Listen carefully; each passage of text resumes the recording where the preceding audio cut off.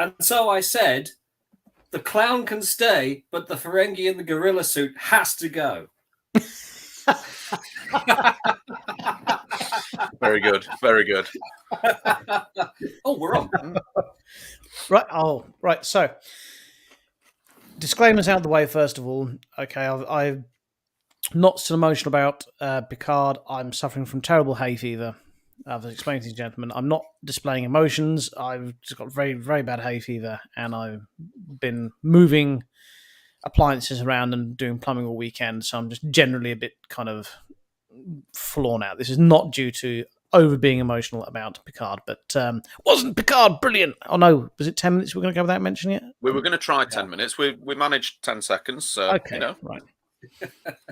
Well, first off, let's do our hellos and everyone. So, if you've not seen the show before, where have you been? It's great to see you. Please, if you're even if you've not done it for a while, in the comments, could you please pop down where you're from, your favourite character, your favourite show? We always love to hear that from everyone. Joining us this evening from the north is Carl. Evening, gentlemen. There he is.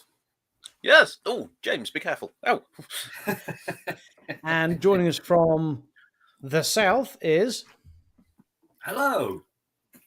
James. And myself, Richard. Also from the south. I'm not. I'm from the north, but Well, I'm from the south broadcasting. He emigrated. I'm the best of both worlds. Part 1 or part 2? Or part 2. So, yeah.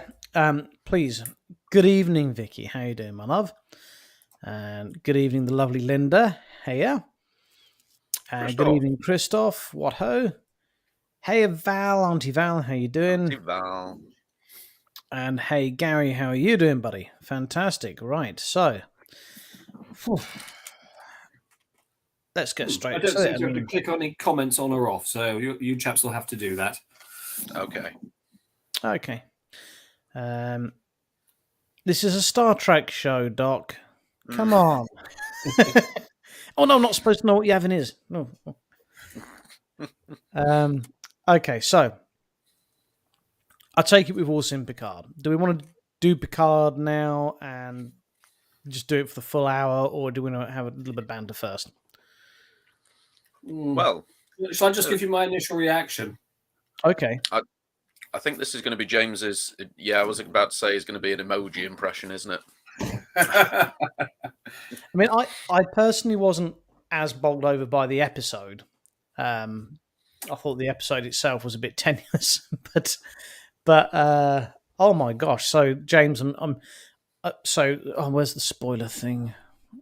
Yes, don't forget that. Yeah, there's going to be spoilers coming up about. I mean, frankly, I don't know how anyone could have avoided spoilers after what just happened.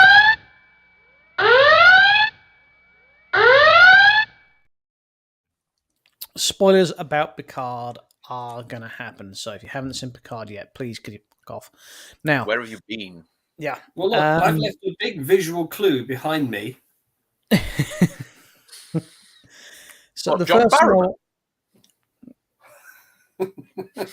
first thing I really want to ask James is, so is that a recreation of the set, or did they pull the old set out of storage?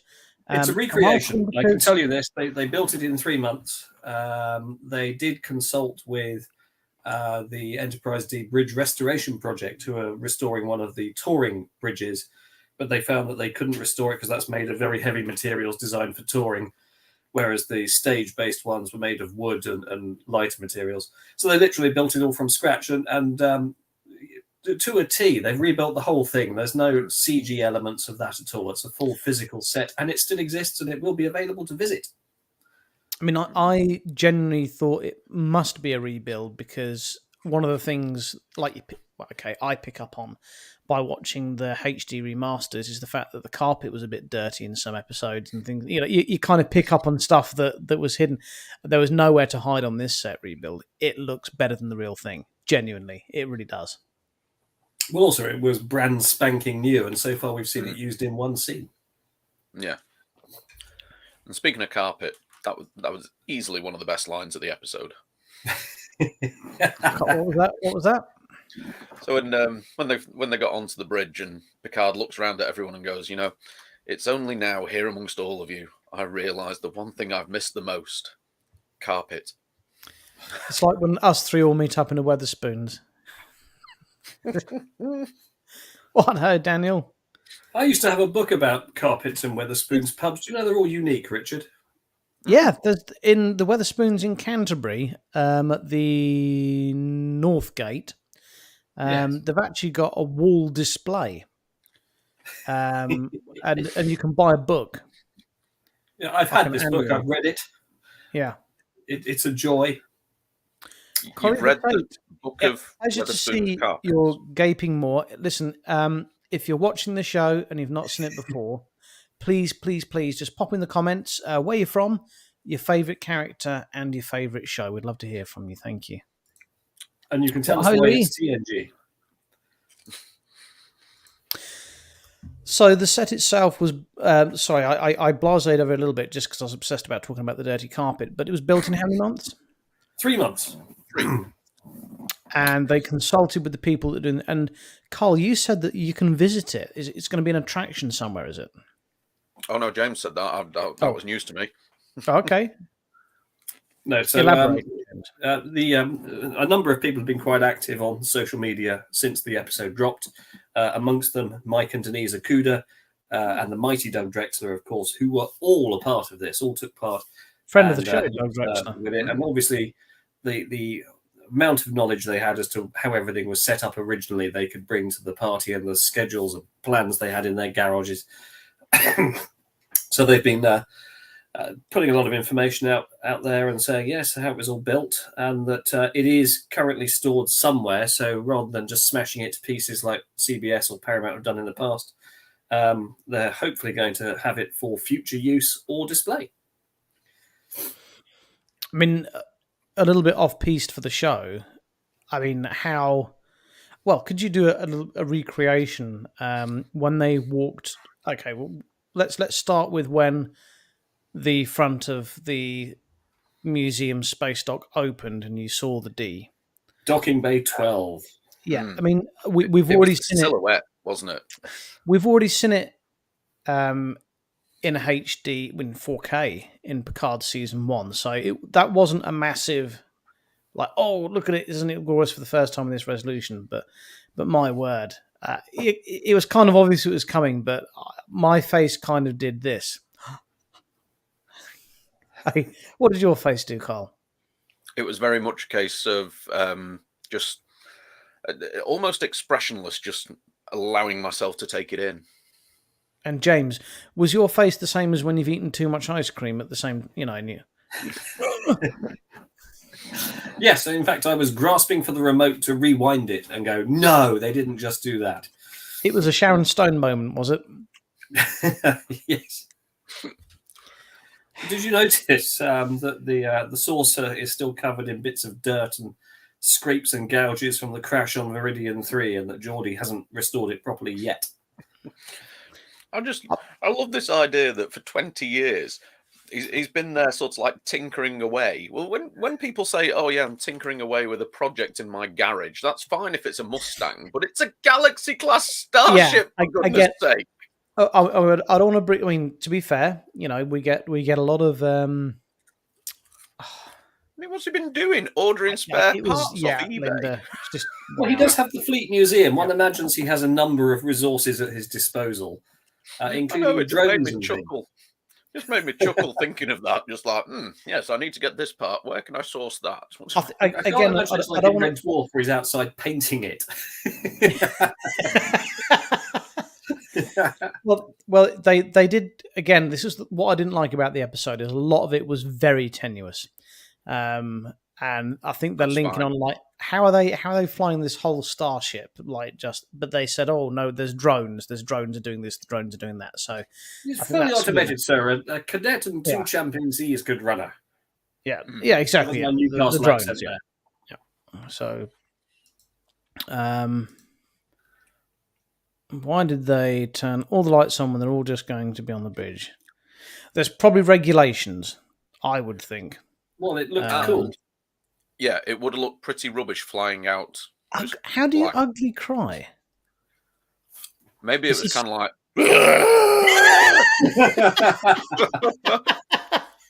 That's ugly cry.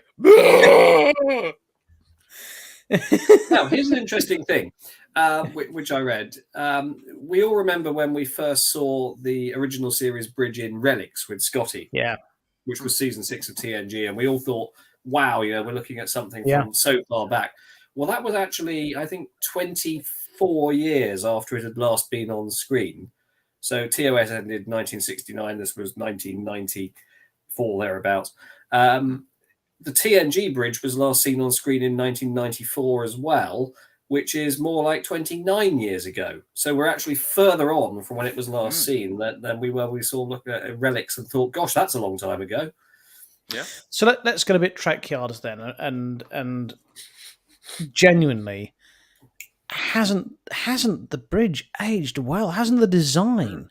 Haven't all the colours? Hasn't everything aged really well? Not just because we love it, because we love the TOS bridge as well, but the TOS bridge is no longer a believable... The original one is no longer a believable bridge. That's why in Strange New Worlds they've had to do But the Enterprise D bridge, and this is the thing you have to remember, that the Galaxy-class starship that was introduced during an age that had been a really long age of peace for the Federation. They literally had not been at war with anyone for ages.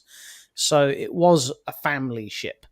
It was beige, Now the Federation had to get a bit more militaristic, and the beige is gone, and everything's really dark because it looks cooler, but everything looks a bit more modern. But if you think back to an age where, and it was Gene Roddenberry that conceived the Federation had been at peace for a long time, and you could build a starship that had an atrium, that had children on board, and all the rest of it, and we were explorers. Getting back to Star Trek's roots, you're looking at it and think, wow, yeah, that actually still would look like a ship if they designed it in the current time span, if they weren't always at war with people. I think that's why it's lasting. Richard, was the Acudogram, which was designed by Mike Acuda, of course, in 1986. And it was designed so that rather than having physical switches and something that does, well, every single control has a specific function, you could reconfigure any panel to do anything. So you could have vast amounts of data accessible very quickly. And in fact, a lot of what we have in computers now kind of does that. But it was so forward thinking for its time that, these beautiful black touchscreen panels that could be reconfigured to do everything and always clean and always tidy. That was the genius of it. And that's what survived so well. But also, it was nice to see something properly lit. Yes. Wasn't it? And no shadows. A nice, clean, warm environment to work in. Christoph says, well, he probably used Mark 1 MH Hogans to rebuild the rest of it. The D. Linda says there should have been exocomp, more slave labour. In another universe, it's just Geordie and Peanut Hamper fixing it. Peanut Hamper. Because in my brain, I still hear Pumper. Sorry. This is from Lower Decks. Peanut Hamper, the exocomp. It was one of the many things that I thought was just too unenjoyable about Lower Decks. But there we go. What Honadim? How you doing? It did look cool. You're right. It looked very cool. Put 7 on the Voyager. Worf on the Defiant. Who would you put on the A? Scotty. He's still out there. Yeah, I think he's the only one that's still in canon alive, isn't he?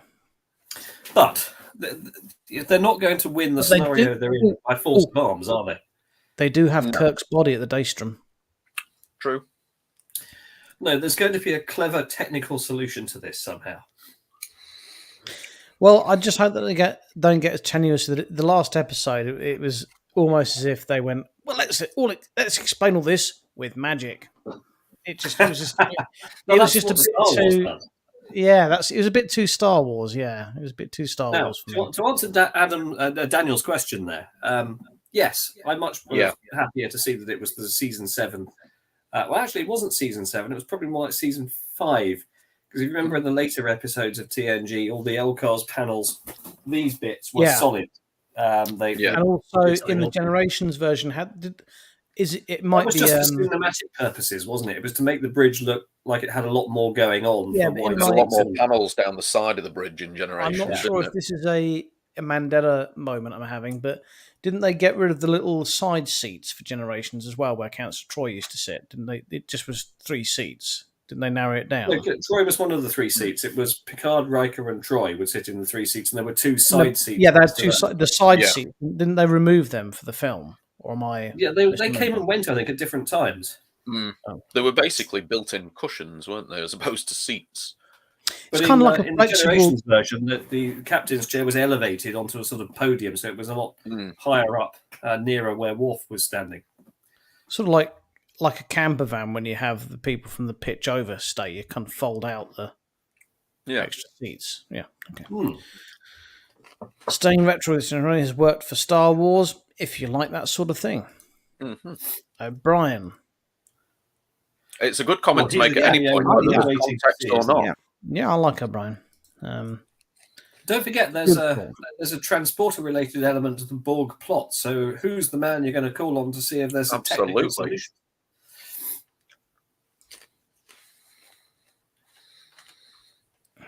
Yes, so we know that it's anyone under 25. Under 25 is now a potential. Well, it is anyone over 25 is a target. Tenuous plot line here, but yes. Well, it also means basically you can use all the other cameos, can't you? Say, well, everyone from classic Trek's going to be over 25 now. Yes,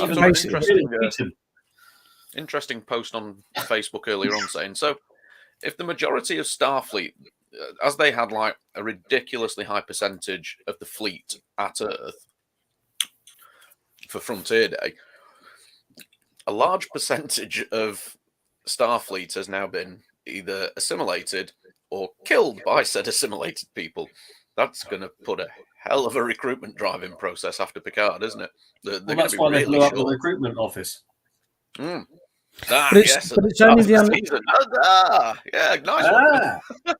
But it's only the under 25s, so surely the solution killed everyone else. Yes, but you could render them helpless by simply offending them, can't you? Oh yeah.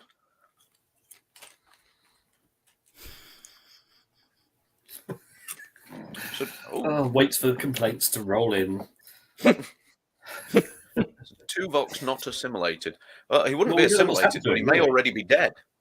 That's a flipping good point. There was a Vulcan on the bridge of the Titan who got assimilated. Really? A Vulcan under 25 years old in Starfleet? That seems unlikely. They don't get out of the academy until they're about 70, don't they?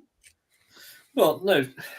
They just don't age very quickly, so there's no reason they couldn't go straight to the academy quickly. I wanted to talk about. It was brilliant to see Shelby. It was good to see Shelby. Her get shot. What, her, Dan? Oh, look, Dan's turned up. Hello. Do we need to catch up on what we've been talking about? No, we'll just if we've already covered it, then we'll just sort of move on. Well, we can catch him up on our last line of thought with this comment from Alan.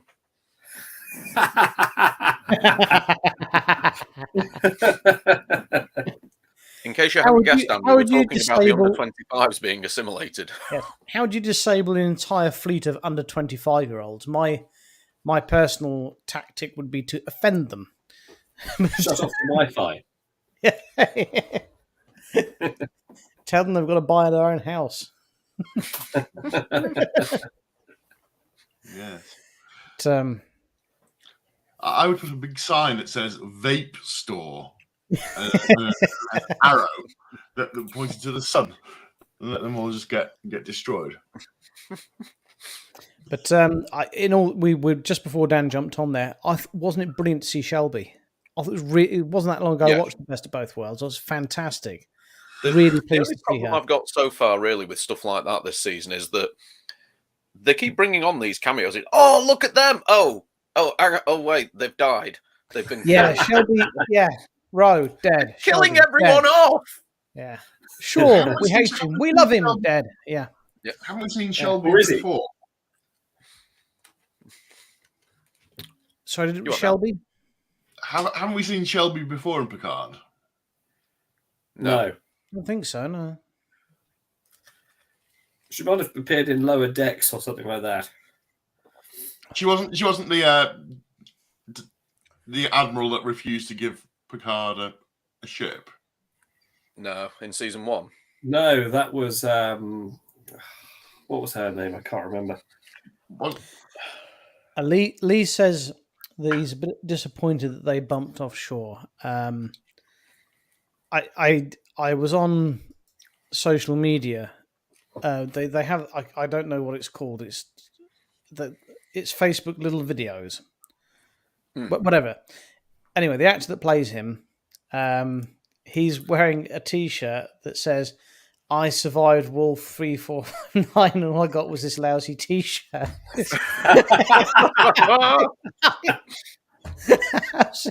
He's proper getting into the spirit of it. It's brilliant. Absolutely fantastic. That's the one, Daniel. Admiral Clancy, you're thinking of there, Dan. Yeah, thank you.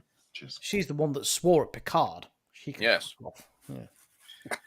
Hubris. The sheer blankety blank hubris. The sheer blankety blank hubris of it. Honestly. Oh, did you survive it as well, Vicky? Oh, my word. So where are we up to? Episode 9, mate. Well, we were just going to bed. Would you like a story, Dan? Next week is the last episode of Star Trek Picard. So I just wanted to just say to our friends that watch the show now, we know you've missed Wish, Carl's Collectibles, Richard Reed's, Choose Your Choose, How High Are You? We've got lots of that. We've got lots of it, but we're saving it for when we've got no Star Trek to talk about. So there's lots of that coming. We've not forgotten about the fan favourites. So, Or to put it another way, we are saving our segments. Well, here's a new game for you. Richard's built something. Here we are in the comments. What does Richard? Yes, let's have a look at it.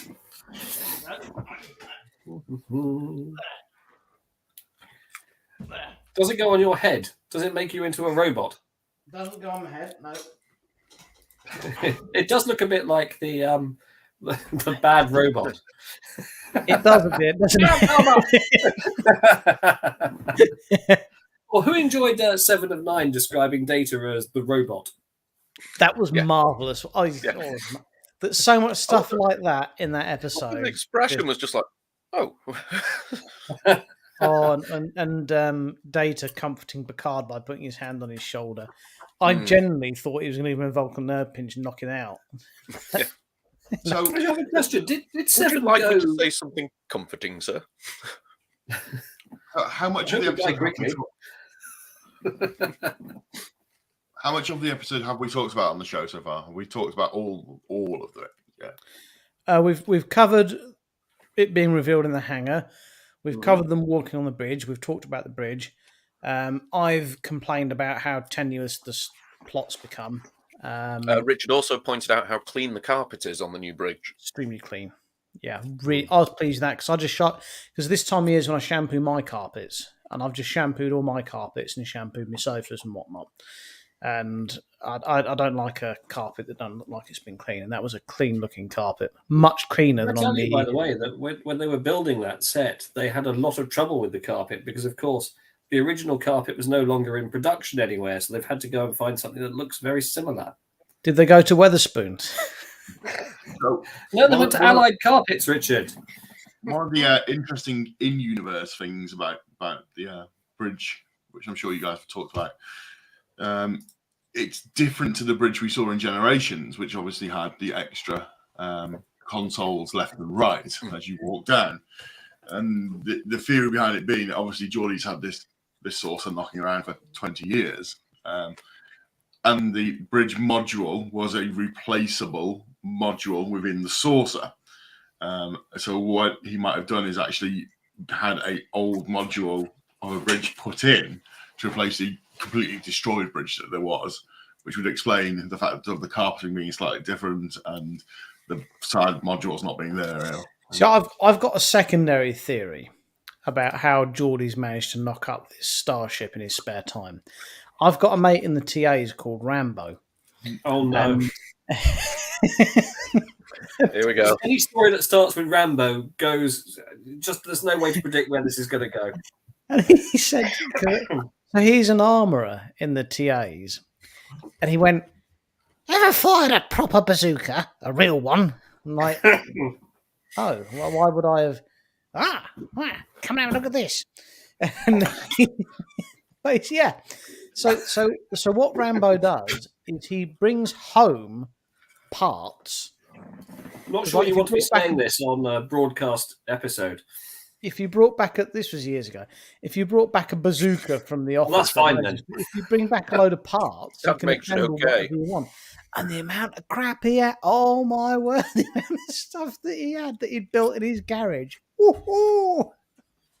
So I reckon that's what Geordie's been doing. Geordie's been like, oh, you don't need this, taking it away, cleaning it up, and similar thing.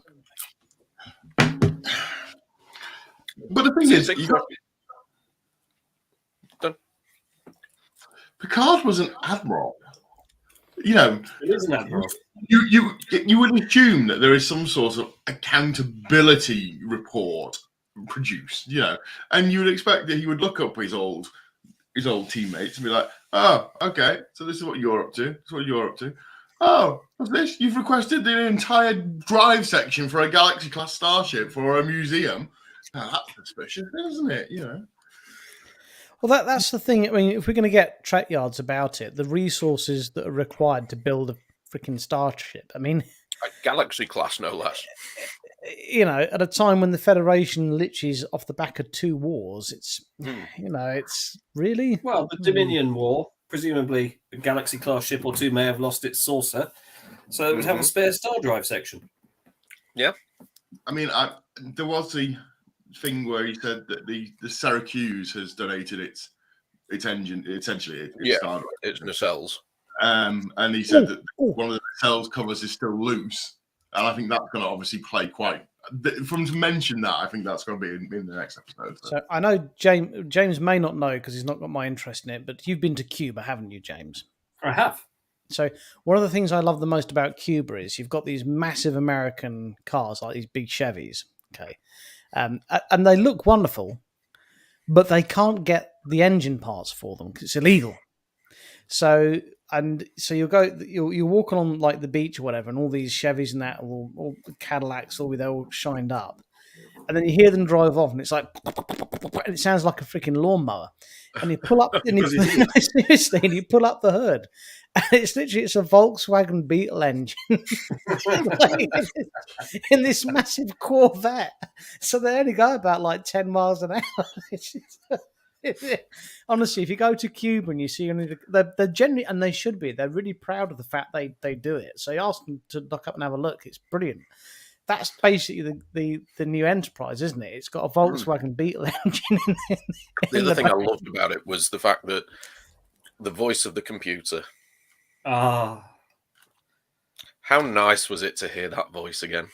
I understand they did that because before she passed, she recorded everything phonetically, didn't she? So they could do that. That was her voice. They've got plenty of clips of her saying many, many phrases, and you can get them off. Yeah, but she actually, at her insistence, she sat in a sound booth and she recorded it all phonetically to make sure her voice could always be used. Which is fantastic, really good.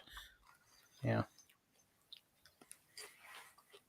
So the big question is, boys, how do we think it's going to end? Do you know what the episode title is, Carl? No, I've purposely not looked. Shall I tell you? Go on, it's going to spark some theories, isn't it? The Last Generation. Oh, they're all going to die, aren't they? Simply, they're all going to die. I mean, we know because, if you watch Discovery, Starfleet still exists in the 32nd century, so they obviously do resolve it in some way. Yes. I mean, I'll be honest, and again, not trying to put a downer on it. I really enjoyed it, but the story has gotten so tenuous now. I mean, could Vij turn up? Okay, are we ready for a Dan Wild theory? Oh, hang on. Let me go and get some wine first. I just strap myself in. There we go. Right, I'm ready for you, Mason. I think I know how it's going to end. Now, bear in mind, I'd like to point out for the record, I predicted the end of season 1 and season 2 correctly at the beginning of season 1 and season 2. If you don't believe me, read back through many Let's Talk Treks, but I have been right every time. Calm down, Lassard, calm down. Many times.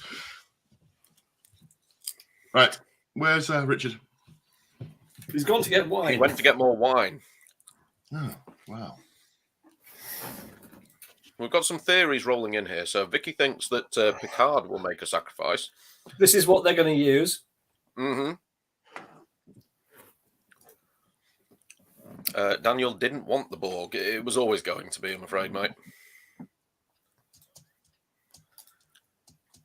Christoph thinks it'll be Jack convincing the Borg the same way Odo convinced the Changelings at the end of DS9. Potentially.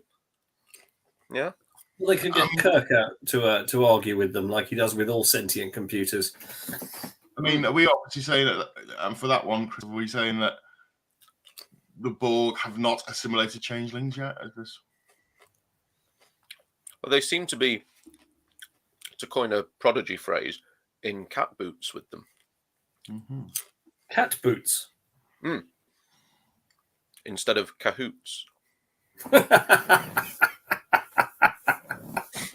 Have you not watched Prodigy, James? I've watched most of it. That was episode 1. Yes, what's your theory then? Aha! Right. As I was saying, I've not been wrong in theories yet, so here's my magical theory. Come on, then. So the Enterprise D is going to warp into the Sol system. It's going to be surrounded by the fleet. Picard and crew are going You got to all that from the fact that at the end of the last episode they said set a course for the Sol system, maximum warp. Picard and crew are going to be engaged in a fierce firefight, and then that big Borg cube is going to come in and park itself right above the Enterprise D. It's going to use that magic cutter thing that we've seen back in TNG where it cut big holes in the Enterprise to cut the bridge out. And literally, as the bridge starts to pull out and you see the first Borg start to materialize on the bridge, you're going to hear Boimler go, "Computer end program." Or something like Rutherford saying, "No, no, no, no, no." And then it's going to go back to the hologram grid. That's what's going to happen. There'll be Archer on the holodeck. I mean, that's revenge for the end of Enterprise. No, it'll be a lower decks hologram tie-in. I can guarantee it. I mean, if we were all very scared they'd try and tie it in somehow with the Discovery, weren't we? So that would actually be better than that. So we're still waiting for our Janeway cameo this season. Maybe she's going to have something to do with it.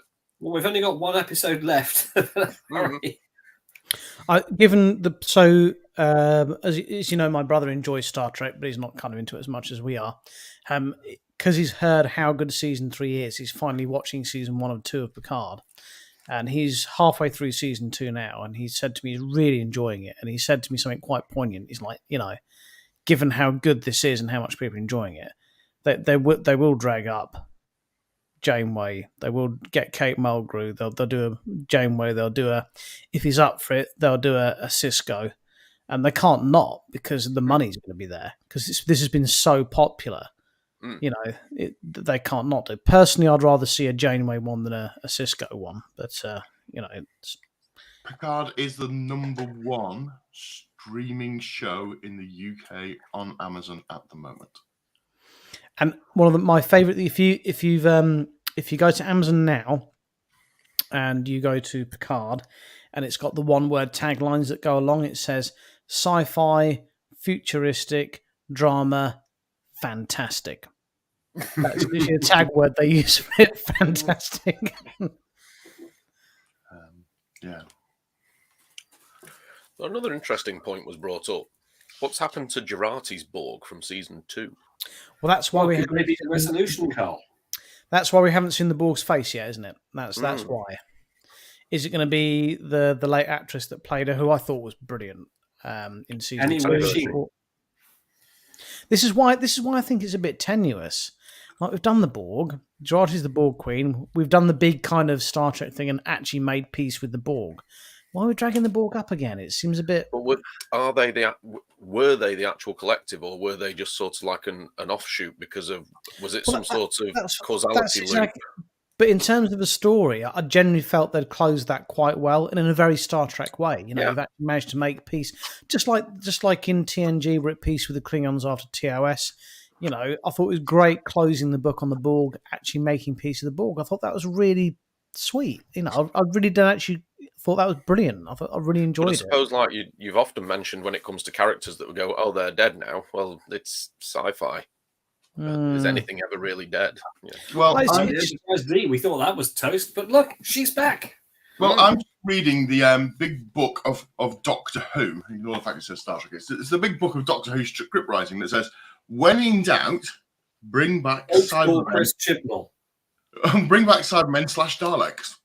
And I think that essentially the Star Trek script writers have been reading this book and said, Borg.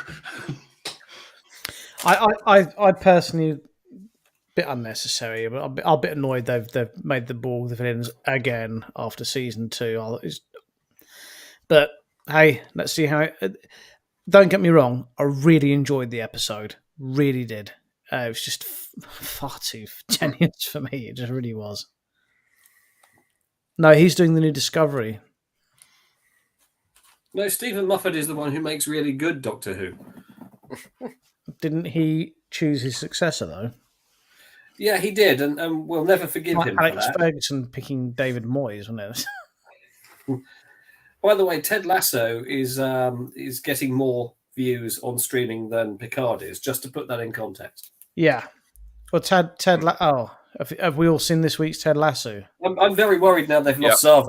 Oh my word. I'm not going to, because you haven't seen it, I'm not going to, but good Lasso. Good Lasso. We're running out of Ted Lasso as well. Yeah. Yeah, this will be the last one. That now. Yeah. Once this Lasso's done, there'll be no more Ted Lasso.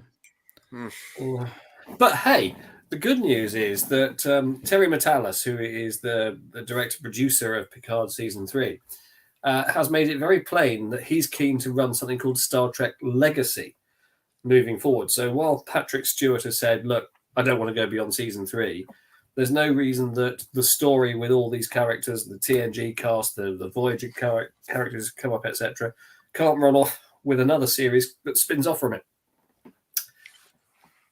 I mean, the fans are loving it. They're absolutely lapping it up. So why wouldn't they? Well, you've got to be how many of them they kill off in the next episode.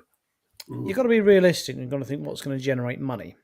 Because that's what they'll look at. And I think the announcement of a Star Trek Academy series, because any of the characters that they're not going to kill can make a cameo in that if they keep it in this timeline. Please don't put it in the Discovery Future timeline. Please don't. Please don't.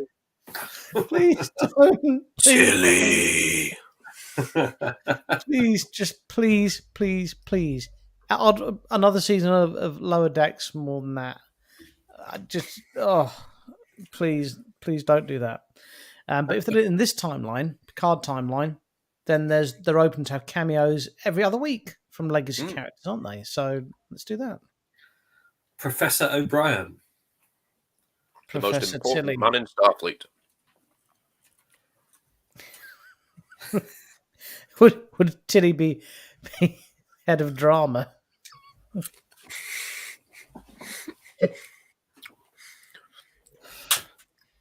Oh, God. Someone please click on that comment from Lee Johnson, because I can't. That's a line from Moonraker, isn't it? Soon, Mr. Bond, I will put you out of my misery. So let's be fair. I thought season 1 of Discovery was very good. It was a little bit different, and I wasn't sure how I felt about it. And I enjoyed season 2. I didn't enjoy either of them as much as I enjoyed any season of Picard or Prodigy or installing a dishwasher. But Which one? the second, And let's not forget spending your time applying some anti-mold paint. oh, that's good stuff. That the Ronseal anti-mold, it does what it says on the tin. That stuff. Remember, this is from the personal collection of René Aubergenois. Yeah, that's from the that's the 3 to 4 hour dry time as well, isn't it? Carl's face. Much like my VHS. Well, you produced your VHS from his personal collection, and I topped it with his Ronseal anti-mold paint. You did. And ironically, the other night I was thinking about that purely because as I was going to bed, I flicked on Frasier, and it was up to the episode with Renee in it.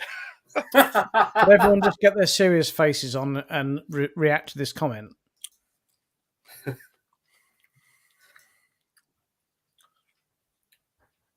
You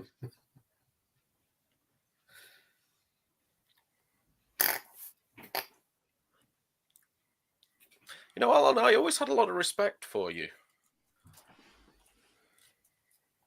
Questioning that now. To be fair, there's no context.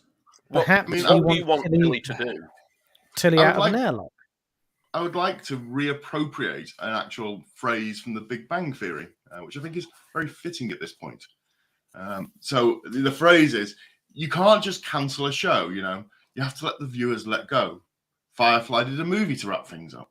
Buffy the Vampire Slayer continues a comic book. Discovery gradually lowered the quality season by season until we were grateful it ended. I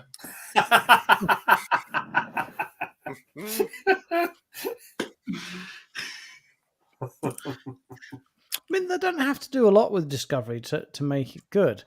I quite just like change all the characters, the plot. No, I do quite like Saru. So keep him, bring back Lorca, and keep Emily Coots. We like Emily Coots. Well, hang on, I've got her DNA around here somewhere. We can. I do quite enjoy Stamets' character as well. Actually, I quite like him. I'll keep him. I like Stamets. Yeah, the rest of them, you shoot out of an airlock. Yeah, that was a mushroom joke. Apart from my mate Wilson Cruz, I can't. I didn't like his character though. He's a nice guy, and I had a good chat with him in that, but his character was crap. Just crap. And he's not a bad actor. He was just given a bad part to play. And I thought his character in season 3, same as a lot of things with Discovery season 3, had great potential and then wasn't really wasn't where it could have gone. Yeah. It almost felt like they were trying to make up for Troy as the counselor never really having any main storylines and stuff. It felt like they were going that way, and then they ripped it out from under him. But let's be honest, there is to be that voice of reason in this little group. Shan't. Discovery didn't have the easiest of times in later seasons with filming with COVID lockdowns and stuff.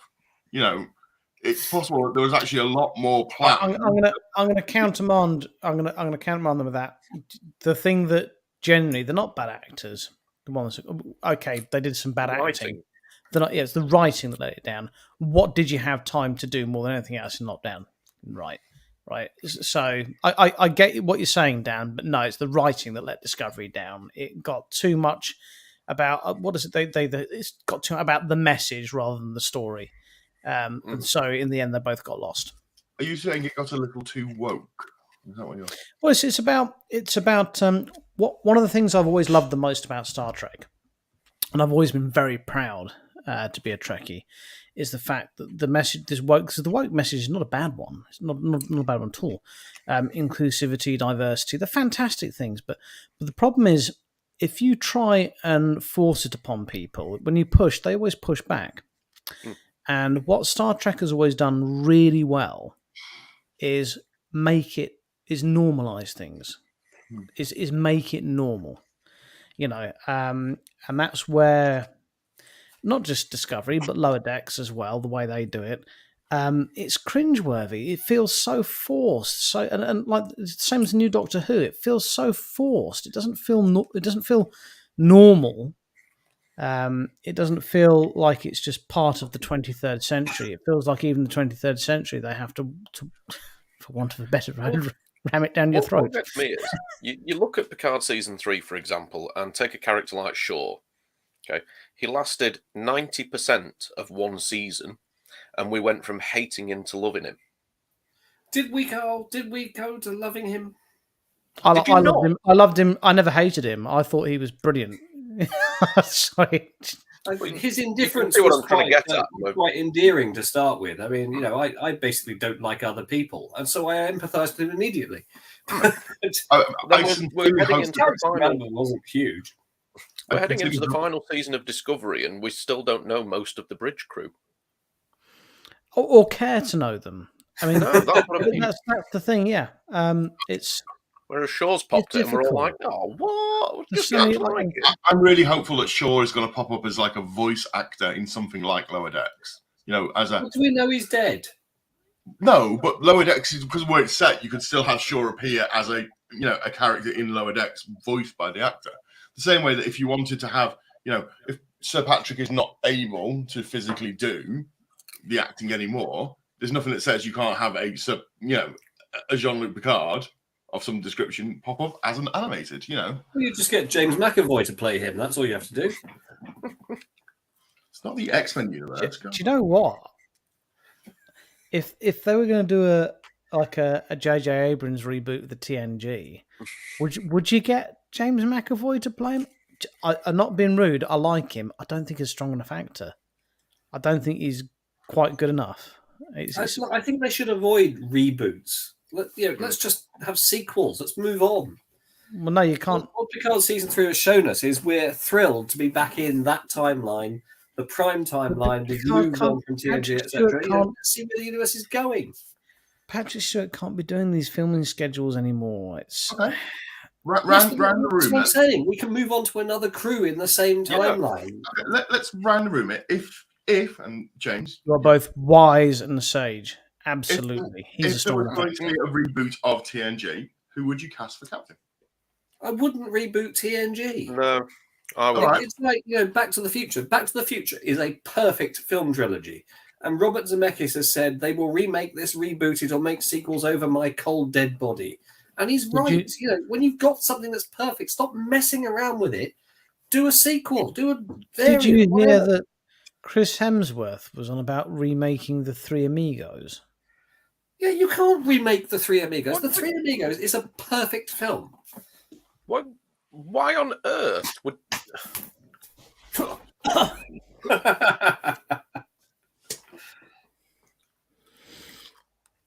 it's like J.J. Abrams. He rebooted TOS. Why? They were good films. Well, no, Beyond wasn't. They were a bit of fun, but they just made a mess of everything that had gone before. No, they didn't make a mess of it. No, okay. The man himself, William Shatner, has said this 100 times, James, and you don't listen. Do not let canon get in the way of a good story.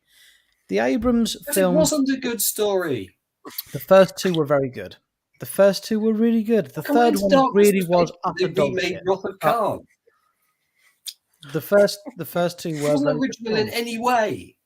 They were action films based on Star Trek.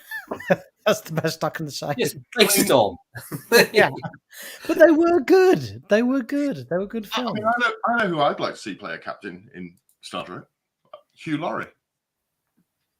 Well, don't watch Avenue 5, Dan. You'll be very that was awful. Yes, I'm well aware to watch Avenue 5 and thought, God, this is terrible. But God, there's a whole second series. I've watched one episode and go, I can't do any more of this. No, it was really bad. In theory, that should have been a good show, but it wasn't. The Orville, however, go out and watch that right now because it's amazing. Wow. Now, Gary, Ghostbusters. Now, he's pointed out that the 2016 reboot was just a disaster, whereas Ghostbusters Afterlife was brilliant. After I watched the 2016 Ghostbusters reboot, I had to visit my GP surgery and have a growth removed.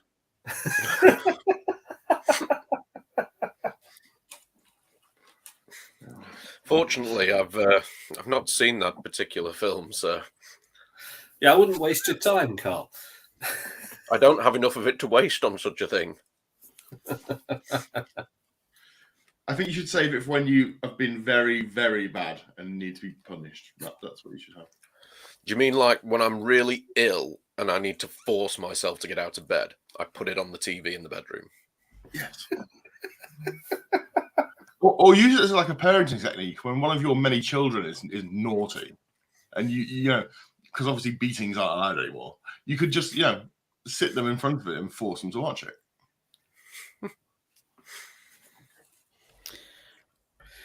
Have you boys ever seen The Italian Job? Which one? Everybody knows your name. The original. Yes. Yeah. And you know the character played by Benny Hill? Mm-hmm. Mm-hmm. He's called Professor Peach. Yes. And he famously goes, I like 'em big. I like 'em big. I do like 'em big. That's galaxy class to you, young lady. I'm also going to do a public service announcement now. Here's my public service announcement. Ladies and gentlemen who are watching, who are geeks of the fellow world, please do not watch the new Mario film. You will hate it. The only good thing in it is Jack Black. Jack Black singing is the only yesterday. I took my daughter to the cinema and I had a nice nap while it was on. Oh, did you guys see the latest episode of The Mandalorian with Jack Black? I'm still catching up. Oh, yeah, Jack Black's in the latest episode of The Mandalorian. He's not particularly good at it, I'm afraid. Oh. But doesn't Christopher Lloyd also turn up? The man in the DeLorean in The Mandalorian. Again, he's not particularly good at it, I'm afraid. But they are there, both of them. Jack Black and Christopher Lloyd. I had the privilege of interviewing Christopher Lloyd on stage last year at LSE. So he's lovely, but yeah, he's another one of those actors like Sir Patrick. I prefer to remember him in his Back to the Future times, not now where he's very blatantly, he's very frail. You prefer him in his Roger Rabbit. In his prime. Yeah. You had to choose Roger Rabbit, didn't you?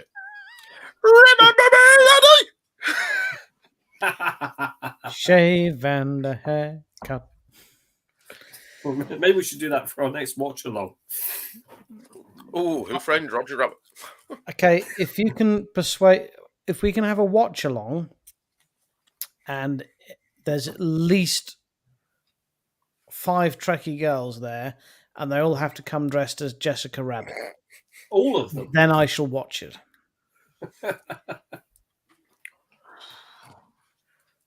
I'm coming to a watch along at your house on Friday, aren't I, Richard? You are, yes. Yes. We're going to watch the last episode of Picard, and there's going to watch it together on Friday. Probably pizza. Yeah, we're going to order food. We're going to watch it.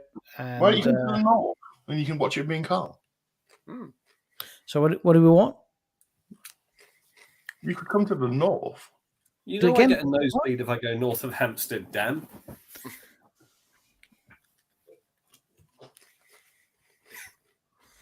Well, hang on a minute. Alan says he'll turn up to watch that. Well, okay, you can come as well, Alan. Gary, you live just around the corner. Gary, you can come as well. Final glorious episode of Picard on my drop-down screen.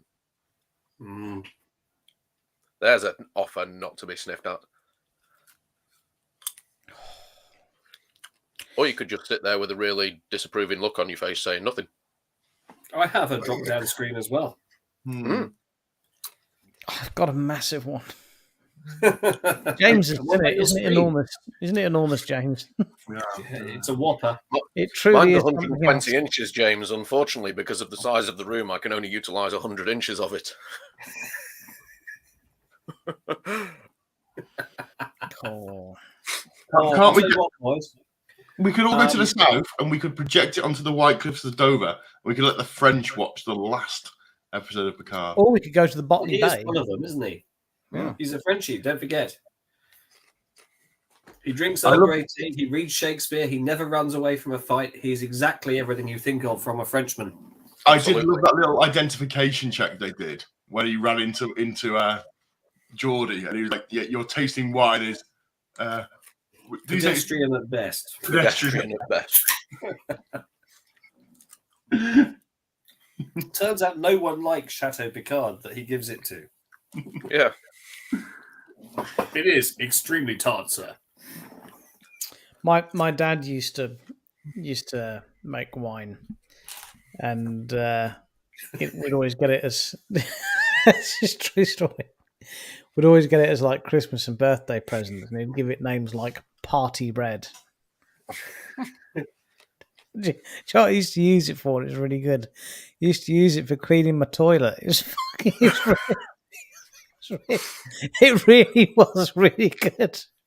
Because we live in a very hard water. We live in a really hard water area, so like to fully flush the cistern and everything to get it all out, it's better than Kilrock. It's really good. One of my regulars, there's fruit trees around the edge of the car park here, and one of my regulars every year, without fail, used to come and ask if he could pick the fruit to make his wine with. And as a gift in return, he would always bring me several bottles of his fruit wine. Good Lord, it used to blow your head off. Oh, you drank it? No, you don't. You don't drink people's homemade wine. No, you don't. You do when they're sat there giving you a glass of it, and you feel extremely. This is someone who comes and sits and gives you money practically every day of their life. You feel extremely rude, going, "Yes, thanks. I'll just take that away." Don't fall into that trap of drinking people's homemade stuff, mate. Honestly, don't do it. Don't do it. Good God. Well, on the bright side, at least he wasn't making homemade vodka. I'll tell you what is on the bright side. I have today acquired the Picard Season 3 soundtrack album, which runs to 40 separate tracks, 2.5 glorious hours of the soundtrack of Picard. And I'm saving it until after the series is finished so that I can continue deriving joy from it. What format have you got, James? What format have I acquired it in? Sort of vinyl. Huh? James, have you got a record Downloaded player? it from the internet and then had some monkeys put it onto some vinyl. I've been thinking about getting a record player. I don't have one. Well, do you have that one that I got you as a gift, don't you, Mason? You'll find. But so I've got a question. Does a record player play in stereo or mono? I don't know. Yes, I bought Dan a couple of years ago. The Alan, really if you're watching, does a record player play in stereo or mono?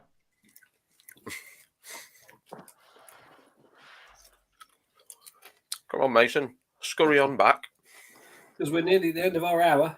Well, people are saying stereo, but there's only one needle. So how does that work? Look, apparently.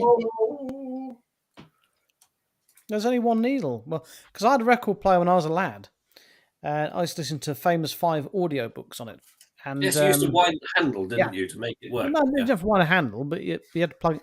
But I used to have the Famous 5 vinyl audiobooks on my little portable record player. And it only had one needle. And it got me thinking, there's one needle. How is it a stereo track? You need two needles. So I'm confused. You know? Well, okay, I'm the only musician in the room, but still, you know, two tracks, you need two needles. It's a replicated mono signal over. Yeah, so it's a dual mono. Yeah, that's what I figured. Yeah. Oh, there it is. Oh, beautiful. It's a rather luscious colour, the actual vinyl itself, isn't it, if I recall? That's beautiful. Oh, look at that.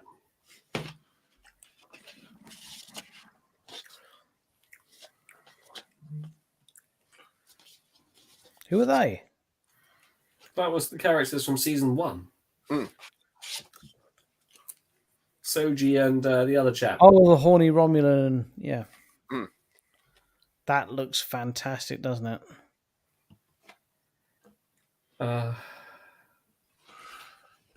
Now, James.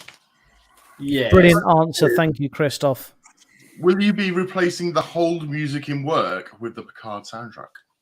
No, we don't have hold music. Not yet, you don't. How long is your contract? If you don't get through, we just cut you off. We are experiencing higher than average call volumes. You know how everybody says that? Well, you aren't, because you say this every bloody day. So this is your normal volume of calls, isn't it? Your call is important to us. No, it isn't. I had to spend half an hour on the phone to AO last week. Let's go. To return their shit dishwasher. And it's the fact that I had to stay on the line for them for half an hour was actually brilliant, because they made the whole music interactive. You could choose, like, if you want to listen to 80s music, press 1. If you want to listen to death metal, press 2. And you could choose what you wanted to listen to. It was brilliant. I thought it was what a great idea. The thing is, all that says to me is that they understand that their customer service level is so shockingly bad that they need to have interactive hold for their customers. And when the lad got on the line, I said to him, I've got to return this crap dishwasher. He's like, oh, if you're returning it, then it's going to cost this, that. And I'm like, yeah, I've already read that. I've been on hold for half an hour. I've read the small print. I'm not going to chew your ass out. Okay? I know what the deal is. I'm not happy about it, but let's just get it done. But your whole music was good. The guy was like, what? Yeah, you can choose what you want. He was like, all right, okay. So what's your name? Oh, Keith. All right, Keith, what have you been up to today? Working all day or whatever? Oh, yeah, okay. He said, sorry, people are normally a bit more upset when they've been waiting for this long to speak to me. I'm like, no, I feel privileged, mate. You go for it. They're based in Bolton. To be fair, AO didn't make the shit dishwasher. That's Candy. Don't buy a dishwasher from Candy, because your wife won't like it and you'll have to unplug it, like it back and buy another dishwasher. Even if the Candy one did run on an app, and it cost £100 more. Now you've got to send that one back and get literally identical one to the one that broke, that's like 10 years old. That's the best dishwasher to get. What, so you want a 10-year-old broken one? No. Why don't you just get a 10-year-old to do your dishes? My kids are 11 and 12 now.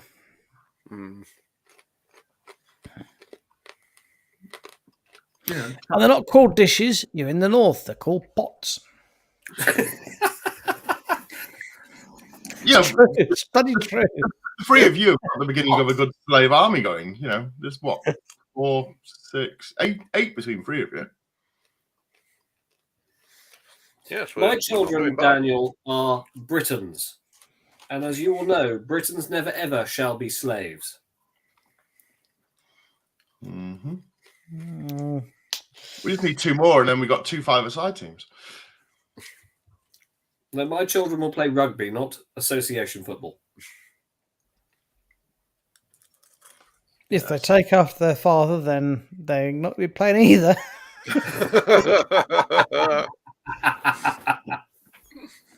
You can stand here and be the goalpost.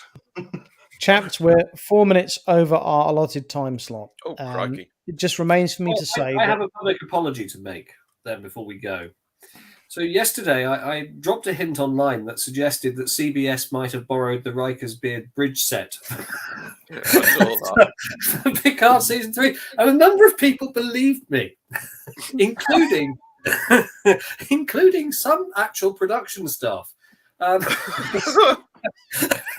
So I'd just like to apologise that no, that was a joke, and no, CBS didn't ring me and borrow the Riker's Beard bridge. Please, if you're watching the show and you've enjoyed it, or even if you haven't done, could you please hit the like button, the laugh emoji, the love emoji, or the surprise face emoji? We would love it if you could do that, because it shows us how much you don't have anything else to do on a Sunday. Well, if you are CBS and you do want to borrow any of the Riker's Beard bridge set or otherwise, do let us know. Or if you'd like us to write season 5 of Discovery. Or season 4 of Picard. I wouldn't want to do that. I was happy. Discovery accidentally self-destructs the end.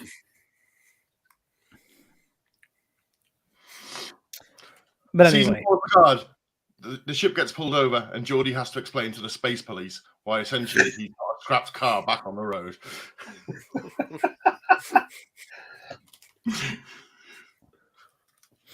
The battle for passing MOT. No, that's wrong. This is plainly a cut and shut starship. The back end is the USS Syracuse, and the front end is the Enterprise. It's the most blatant one I've ever seen, sir. This isn't a warp core. This is a Volkswagen 2-stroke air aspiration engine. What made you think this was illegal? Where did you get this thing, Cuba? It was the number plate from Latvia that did it. Yeah.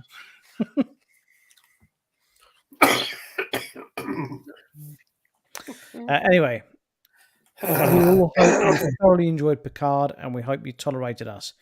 As always, look after yourselves and each other. And do enjoy Steve Gutenberg films. More on that next week.